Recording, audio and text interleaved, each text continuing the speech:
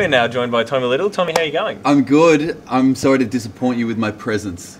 You've just said to me that you had nothing but international comics, and then this dickhead walks in. Great. How are you guys? Good? Good, yeah. Good. Having a great day, just checking out everyone before the All-Star Gala. What are you up to today? I'm just kind of chilling, keeping it real, and being constantly reminded that I'm not doing the gala tonight. Okay, so you're not doing the gala? No. Oh, You guys found out just now as well. Yeah, that really compounded the disappointment from before.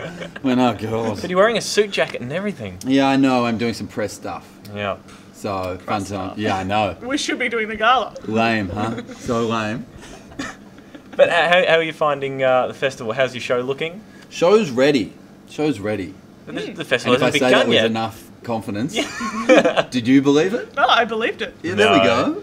go. No, the show's ready. I've already been on the road, so I've done it in Adelaide and Sydney, and it's cooked. It's ready.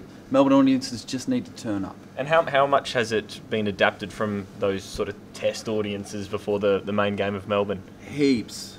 There's a lot of tear-stained faces that happened early, and it changes a lot.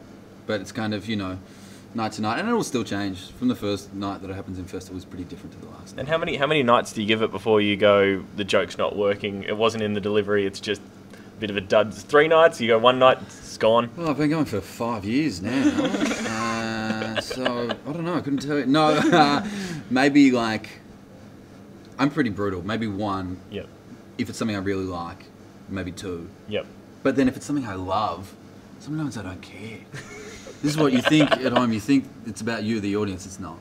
It's definitely about the performer. No, if there's something I love, I'm like, I'll push on with it. Yep. But yeah, generally, it's pretty brutal cutting. Well, tell us all about your show. What can audiences expect? It's called A Fistful of Apologies. It's basically about being young and stuffing up. So if you've ever been young or stuffed up, Yep. hey. You are speaking to our core demographic. Of Yes. Yes. Young Yes. stuff-ups.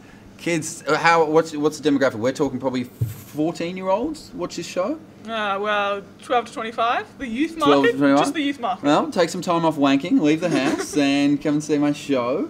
You're perfect. If you are young, I'm speaking to the youth of today, the future of tomorrow, some might call it.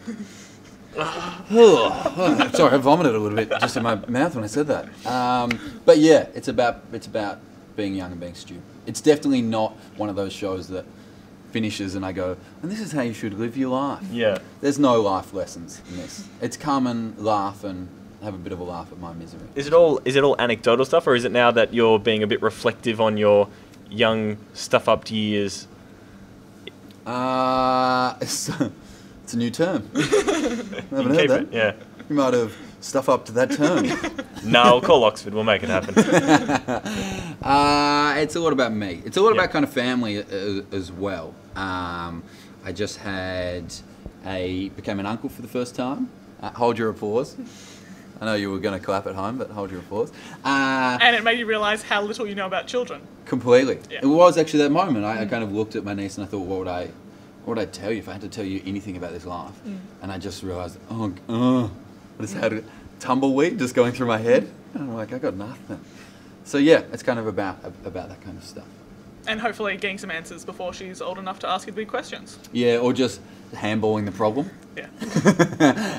Can someone else deal with this? You're there to buy alcohol and just be cool. pretty Hell much. yeah. You definitely, and it's me and my brother, we're the 2 uncles, and so it's a constant fight for who's cooler. The good thing is I plan on making heaps more money than him, and I'm just going to buy her love. Yeah, done. Yeah.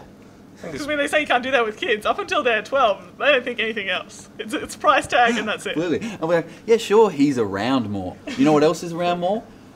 27 teddies that I bought you today. Who do you love? Come on. Who do you love, Uncle or Hannah Montana sing-along doll? Exactly. Yeah. Exactly. I'm also trying to convince her, I keep calling him Auntie Scotty in the hope that she picks it up. And now, how would you describe the Melbourne comedy scene at the moment? It seems to be pretty vibrant before festival. Pathetic. That's the opposite of vibrant, that is.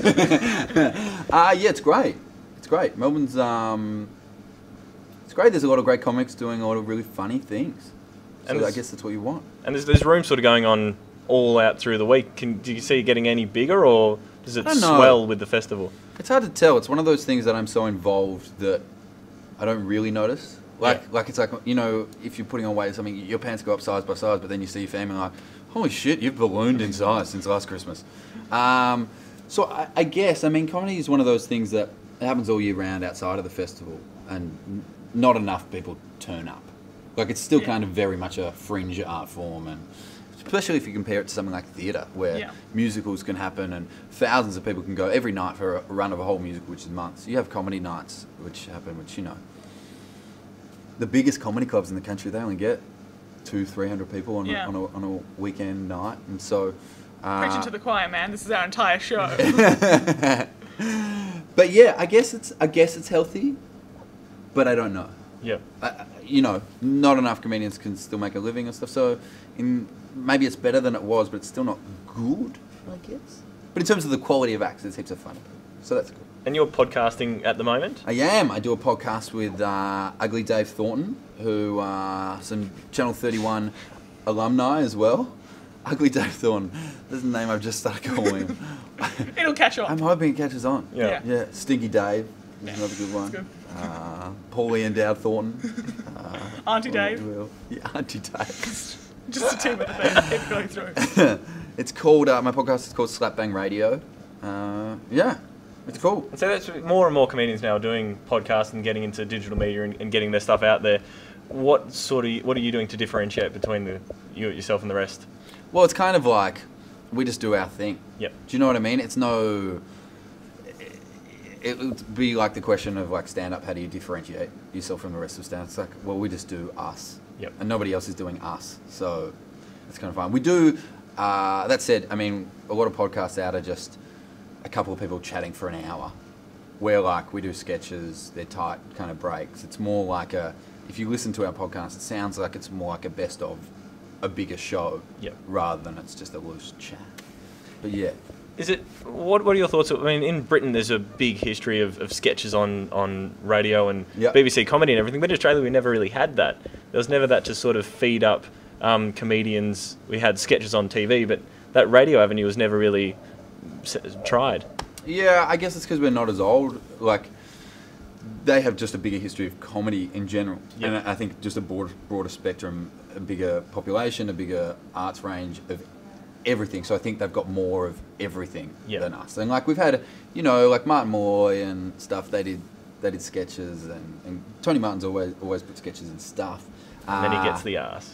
And he gets the arse, yeah, unfortunately. But yeah, I love that type of radio as well. So we kind of do that in our podcast. I guess now, sadly, probably on a base level, it doesn't happen in commercial radio because it's expensive. Yep. You know, it costs money to have someone to put a sketch together, which might go to air for 2 minutes, where people want to hear when Britney Spears has last puked up a donut or something. When was that? Last week. Oh, good. Wednesday. Yeah. That's what I tune in for. Yeah. As far as, you know, separating yourself from the pack goes, you're doing your own thing, but are you worried that you'll get kind of attached to this duo and then kind of maybe your style will evolve too much? Because, like, Dave Thornton's obviously just holding you back. But how you Glad you said it, because if you didn't, I was going to.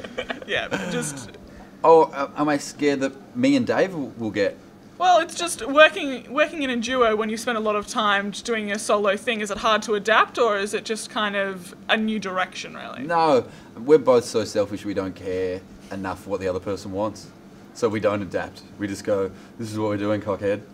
Fair enough. Okay, yeah, fine. Any fights?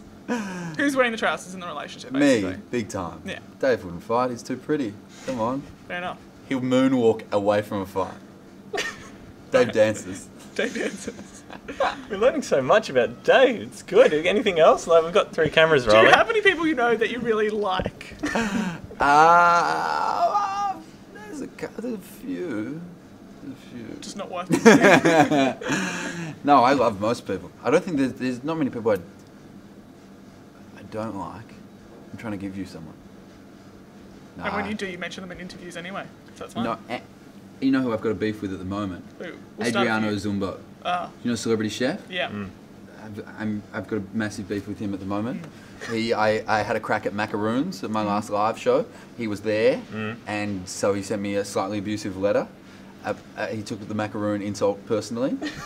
So it's on Zumbo. He gave me these 5 macaroons that I was meant to eat, but I didn't want to have a bar of it, so I made them into a necklace. Oh, lovely. It's called a neck of macarona lace. It's for the upper class gangster. That's very impressive that you have a feud actually going on with people who know who you are. I've tried to get many feuds going with other radio shows, but... Who are you starting? Let's give them a bit now. Well, just if we're picking one, after the show before us is Artsmitten. So if we're going to have a feud, may as well. What are they called? Artsmen. Artsmitten. Where'd you make up your name? The toilet store? Good. There you go. Yeah. That's some ammo for you. Yeah, take that, Artsmitten. Boom. We'll use that. Well, Tom Little, thank you very much for joining us. And hey, thanks, guys. Thanks for having me. Good luck not participating in the All-Star Gala. Ooh.